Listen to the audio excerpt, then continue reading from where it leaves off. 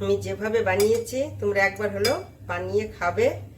কি কারি পাতা রুই মাছ ঝাল বা ঝোল যে কোনো একটা বললেই হলো। দেখো দেখে দারুণ হয় কিন্তু খেতে, আমি খেয়ে দিয়েছি। আমার রেসিপিটা দেখে যদি তোমাদের পছন্দ হয় তাহলে লাইক করবে, শেয়ার করবে, সাবস্ক্রাইব করবে। আমি একটা মশলা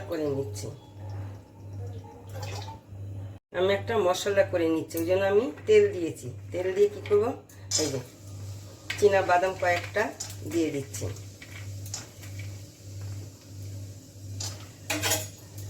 যে মশলাগুলো তাড়াতাড়ি দেরি করে ভাজা হয়, তাড়াতাড়ি হয় না, সেগুলো একটু আগে আমি দিয়ে দিলাম। তারপরে আমি কি দিলাম, ধনে আর জিরাটা দিয়ে দিলাম ওর মধ্যে, গোটা ধনে গোটা জিরে। আর দিয়ে দিচ্ছে যে একটা কাঁচা লঙ্কা। কাঁচা লঙ্কাগুলো একটু করে না দিলে না ফাটতে শুরু করবে, পরে গায়ে এসে পড়বে। এই যে বললাম না। এখন এর মধ্যে দিয়ে দিচ্ছি আমি কয়েকটা কারি পাতা।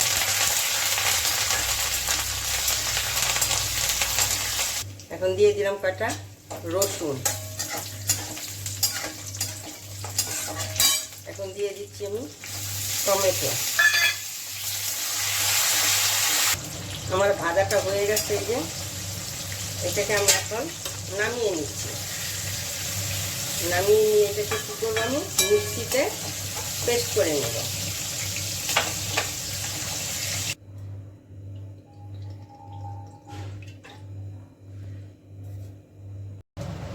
আমি মাছগুলোতে, এটা রুই মাছটা আমি রেখে দিয়েছিলাম মাছ মধ্যে, তাহলে মাছের ভিতরে নুন হলুদটা ঢুকে যাবে।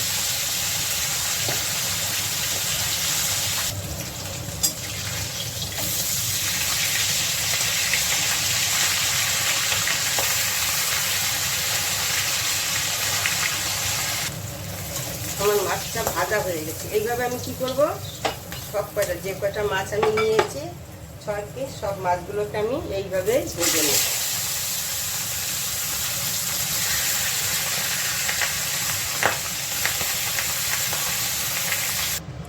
আমি এখানে জিরা ফোড়ন দিচ্ছি। এখন এখানে আমি দিয়ে দিচ্ছি মাঝারি আকারে 2টো পেঁয়াজ ফোড়নে, এই তেলেই দিয়ে দিচ্ছি।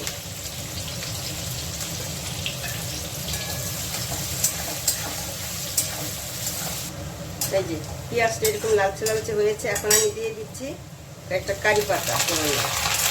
যারা কারি পাতা ভালোবাসো এইভাবে কারি পাতা দিয়ে রান্না করবে, আমার দারুণ লাগে বলে আমি কারি পাতা দিয়ে রান্নাটা করছি। এখন এখানে দিয়ে দিচ্ছি যে মশলাটা আমি করেছি, ওই মশলাটা দিয়ে দিলাম। পুরোটা দেবো না, আমি অল্প লাগবে না তাই আমি দিইনি পুরোটা। এখন এখানে দিয়ে দিচ্ছি হলুদ গুঁড়ো। যে যেমন হলুদের কালার পছন্দ করে সেই অনুযায়ী হলুদ দেবে।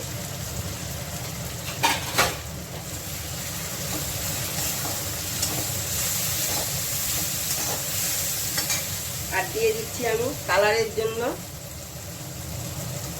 কাশ্মীরি লাল লঙ্কার গুঁড়ো। আমার সাইড দিয়ে তেলটা ছেড়ে দিয়েছে। এখন আমি এখানে জল দিয়ে দিচ্ছি। মশলা থেকে তেলটা ছেড়ে দিয়েছে। এখন আমি মাছগুলো দিয়ে দিচ্ছি।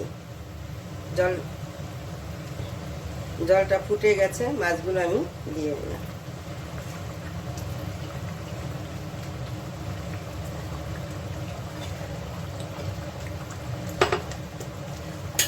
এখন আমি কি কোনো নুন দেইনি, এখন আমি নুন দেব পরিমাণ মতো।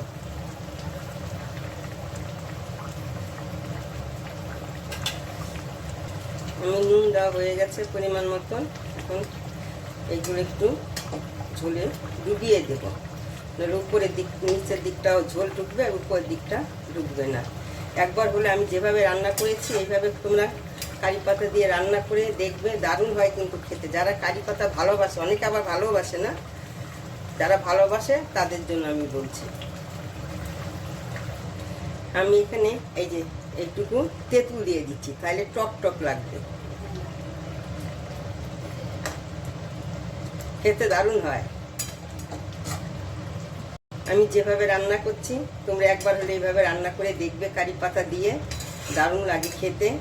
যারা কারি পাতা ভালোবাসে তাদের তো বলার মতো নেই, যারা ভালোবাসে না তারাও একটু একবার চেষ্টা করে খেয়ে দেখবে, দারুণ হয় খেতে। আমার ঝোলটা হয়ে গেছে, এখন এটাকে আমি নামিয়ে নেব।